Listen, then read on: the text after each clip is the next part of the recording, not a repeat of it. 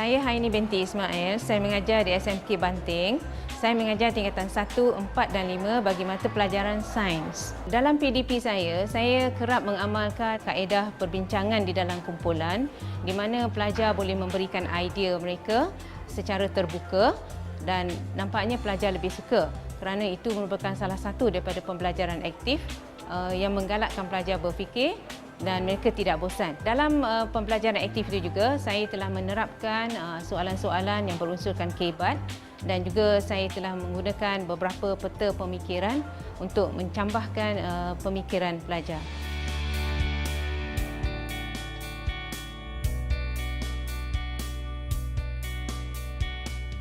Kalau kamu lihat di sini tadi remaja lelaki perlukan 11,888 kilojoule. Manakala perempuan perlukan 8,581 kilojoule. Okey, apakah faktor yang mempengaruhi keperluan nilai kalori pada gambar rajah yang kamu lihat ni? Ya, Nazrin? Jantina. Cuba kamu jelaskan. Lelaki memerlukan lebih banyak kalori berbanding perempuan kerana lelaki lebih aktif. Ya, remaja lelaki perlukan nilai kalori yang lebih tinggi kerana lelaki lebih aktif daripada perempuan. Ya. Lagipun lelaki metabolismenya lebih tinggi daripada perempuan. Okey. Cuba kamu lihat dekat skrin, ada 5 faktor lagi yang menentukan nilai kalori yang diperlukan oleh individu-individu yang tertentu. Cikgu nak kamu kenal pasti apakah 5 faktor tu dan catatkan dia dalam peta buih yang cikgu edarkan. Okey, sila kamu penuhkan peta buih yang cikgu beri tu.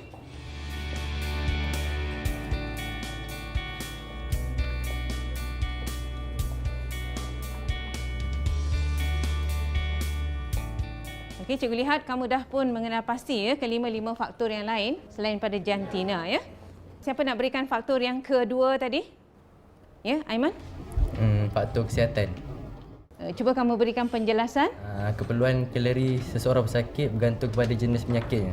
Contohnya, pesakit jantung perlu mengurangkan makanan berlemak. Ya, bagus ya Aiman. Keperluan kalori individu yang sakit bergantung kepada penyakitnya ya. Jika dia mengidap penyakit jantung, maka dia perlu kurangkan makanan yang berlemak. Itu faktor yang kedua iaitu faktor kesihatan. Okey, faktor yang ketiga. Ya, Nazrin? Faktor iklim. Ya, faktor iklim. Cuba beri penjelasan. Penduduk di kawasan beriklim sejuk memerlukan lebih banyak kalori untuk mengawal suhu badan berbanding dengan penduduk di kawasan beriklim panas. Individu yang duduk di mana? Di kawasan yang beriklim sejuk ya, dia perlukan lebih banyak kalori untuk memanaskan badannya berbanding dengan individu yang duduk di kawasan beriklim panas. Okey, faktor yang keempat. Ya, Hanif? Aktiviti fizikal. Aktiviti fizikal. Okey, cuba kamu jelaskan. Orang yang lebih aktif memerlukan lebih banyak kalori berbanding orang yang kurang aktif. Sebab orang yang aktif ni memerlukan lebih banyak tenaga. Ya, orang yang lebih aktif memerlukan lebih banyak tenaga, jadi dia perlu lebih banyak kalori ya. Okey, faktor yang kelima. Ya, Najiha? Saiz badan. Saiz badan. Ya, cuba kamu jelaskan. Badan yang besar perlu kalori yang lebih kerana sel-sel badannya lebih banyak berbanding dengan badan yang kecil. Ya, faktor yang keenam. Hanis? Faktor usia. Ya, usia. Kanak-kanak perlu lebih kalori kerana kanak-kanak sangat aktif berbanding dengan orang tua. Ya, kanak-kanak lebih perlukan kalori daripada orang tua ya, kerana kanak-kanak itu aktif berbanding dengan orang tua. Dan boleh jawab beberapa soalan penilaian? Boleh? Okey, kita cuba jawab soalan ni ya. Sebelum kita jawab soalan-soalan penilaian ni, ada sesiapa yang nak bertanya apa-apa soalan yang kurang faham? Tak ada ya? Okey, kita tengok soalan yang pertama. Apakah amalan pemakanan yang sihat bagi peta A, B dan C? Siapa nak cuba jawab? Okey, Suraya? Diet seimbang. Ya. A adalah diet seimbang. Okey. B? Ya? Norina? Kurangkan lemak. Okey. Jadi amalan pemakanan yang sihat mestilah kurangkan lemak. Dan C? Nafis? Kurangkan kandungan gula di dalam makanan. Ya, kurangkan kandungan gula dalam makanan ya. Bagus. Okey. Lihat gambar P dan juga gambar Q. Apakah perbezaan antara gambar foto P dan gambar foto Q? Okey, Anis. P makanan tidak seimbang, manakala Q makanan seimbang.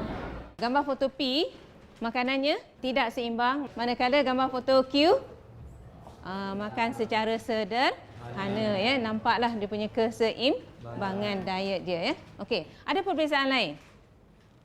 Ya, nanti ni.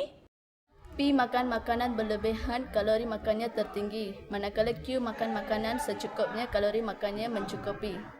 Ya, bagus. Nanti ni. Ya, gambar foto P, dia makan berlebihan, tentulah nilai kalori makanannya apa? Tinggi. Sebab itulah tengok badannya macam mana? Sedang menuju obesity, ya. Manakala foto Q, dia makan secukupnya dan tentulah nilai kalorinya juga mencukupi. Okey, tengok soalan yang ketiga, ya. Okey, ini adalah soalan ketiga. Okey, namakan penyakit yang dihidapi oleh individu ini dan mengapa? Lim? Scurvy kerana kekurangan vitamin C. Scurvy. Nama penyakitnya adalah scurvy kerana kekurangan vitamin C. Soalan yang keempat. Sampel makanan yang manakah lebih tinggi nilai kalorinya dan mengapa? Ya, Nafis? Margarin. Mengapa margarin itu nilai kalorinya tinggi? Kerana margarin mengandungi kandungan lemak yang tinggi.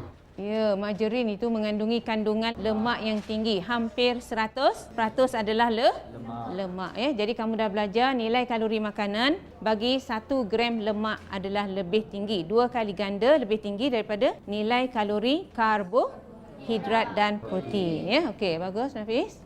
Okey, soalan yang kelima. Okey, baca petikan akhbar di bawah berita harian. Peratusan kanak-kanak mengalami obesiti meningkat. Ya, kalau kita tengok pada ayat yang terakhir dalam berita tu, kajian juga menunjukkan 25 daripada 100 pelajar di negara ini dikuatiri apa? Akan mengalami masalah kegemukan pada tahun 2020, ya. Apakah pendapat kamu tentang fenomena ini? Mengapa berlaku seperti ini? Daripada 100 orang pelajar, 25 pelajar mengalami kegemukan. Okey, siapa nak cuba jawab? Okey, Nisha? Pada pendapat saya, kanak-kanak mengalami obesiti, kemungkinan mereka kerap makan makanan segera dan kurang bersenam. Bagus. Kerana kanak-kanak kemungkinan apa? Terlalu banyak ataupun kerap makan makanan segera dan kurang bersenam. Di mana kanak-kanak ni suka tinggal? Adakah dia suka pergi ke taman untuk bermain? Kanak-kanak sekarang lebih banyak berinteraksi dengan dunia cyber, iaitu duduk di depan komputer ataupun di depan TV, ya. Itu menambahkan lagi kemungkinan mereka apa? Mengalami kegemukan, ya. Bagus, cikgu dapati semua pelajar boleh menjawab dengan baik dan insya-Allah lah kamu dapat semua yang telah kita pelajari pada hari ini, ya. Okey, sekian, terima kasih. Pelajar boleh bersurai.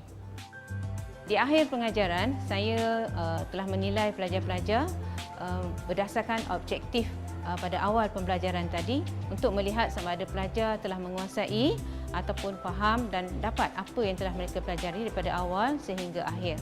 Saya berharap PDP yang telah dijalankan tadi dapat memberikan idea terutamanya kepada guru-guru baru, ya, untuk menggunakan kaedah konstruktivism, pembelajaran aktif dengan menerapkan unsur-unsur kebat dan juga menggunakan peta pemikiran dalam PDP. Saya harap PDP itu dapat menghasilkan PDP yang berkesan dan berguna kepada guru-guru yang lain.